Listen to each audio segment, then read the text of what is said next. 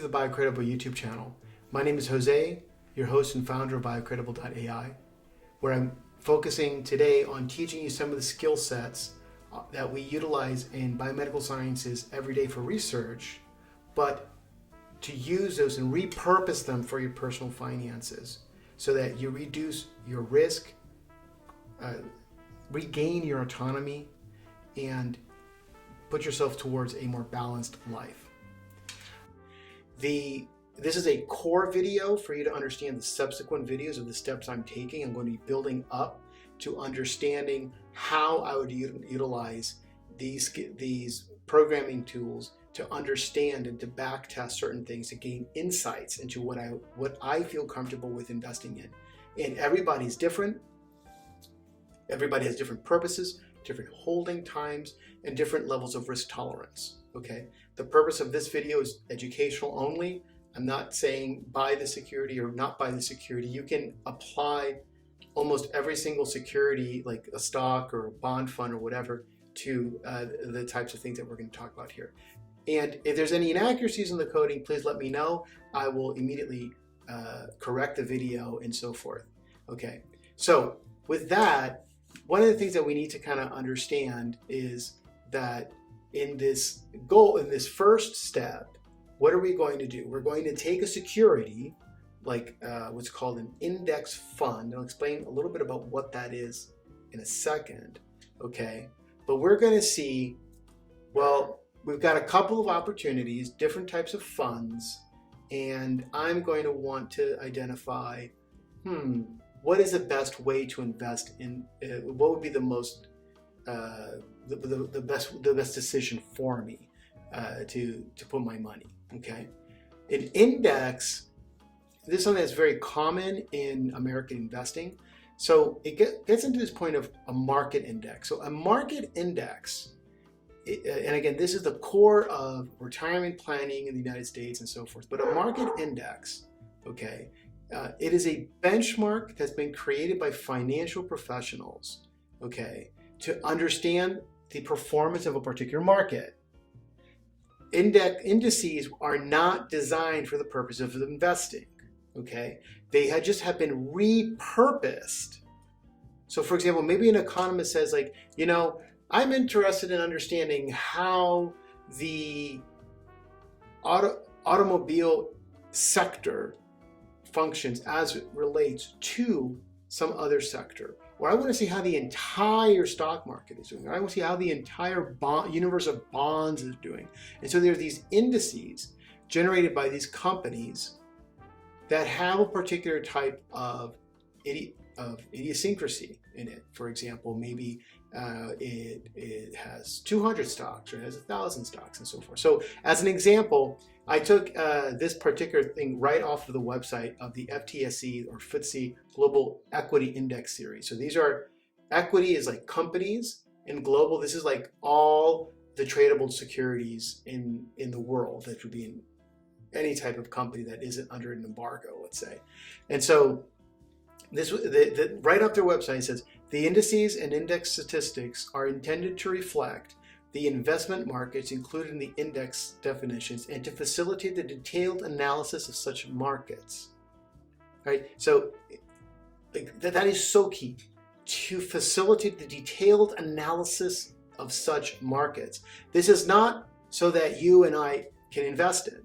So just investing into an index fund, because it's called an index fund, that is kind of idiotic. You gotta do your own research and make your own decisions, because there's different idiosyncrasies, pros and cons, and you might be different from me in what you want to do. Okay, so the key here is that they have been repurposed, and so for example, a company might look at this and be like, okay, well, I'm just gonna copy what this particular index does, and I'm just gonna, if it says the index is composed of 1,000 shares of Apple and 200 shares of Microsoft, I'm just going to do that. I'm going to mirror it, okay? And the issue that comes in then is, well, which type of index do you want to go and utilize, okay? So today we're going to look at two different indices that are taken from different types of methodologies, okay? So one index, I'm going to use indices I'm going to take indices from a company called Vanguard. Vanguard is a very large company that essentially invented this type of investment type. And in our universe of stocks, we're going to deal with these two securities. VIG, which stands for Vanguard Dividend Appreciation Index Fund. This is an exchange-traded fund. That is, you would buy it on the stock market through a brokerage account. And this tracks an index called the S&P U.S. Dividend Growers Index. Okay, so that dividend index is a rules-based index. That is, it looks at all of the companies in the United States, and it has certain inclusion/exclusion criteria, just like a clinical trial. Okay, so it's an inclusion/exclusion criteria. So how's a company excluded? Well, if the company is principally a real estate company that has commercial properties or private, home properties and so forth, to renting to businesses versus renting to home dwellers, that's called a REIT, an REIT, Real Estate Investment Trust. Those are excluded. The companies must be what is called liquid. That is, they're tradable. That you could go to a stock market, just buy stuff on it. So it can't be a privately held company. Okay, they have to have 10 consecutive years of growth in that dividend. Okay, so what does that mean? That means if the dividend, let's say the share is $10, and every year they give back $1 in dividend, that would be a 10% return. That would be an excessively high return for a dividend. And so it would have to, and maybe next year it's $1.1, so it's like an 11% return, an 11.5% return. It has 10 years of stability of growing that dividend, okay? And then there's some other things. For example, it's weighted, meaning like once you get into this universe of companies, how do you decide from one thing to another? And so what this is basically, it's what's called market capitalization weighted. Market capitalization is just, you take the share price, like you can go somewhere like Yahoo Finance, say, what is the share price of Apple or Microsoft? And then you find out how many shares are available. Okay, you multiply those two, that's called market capitalization.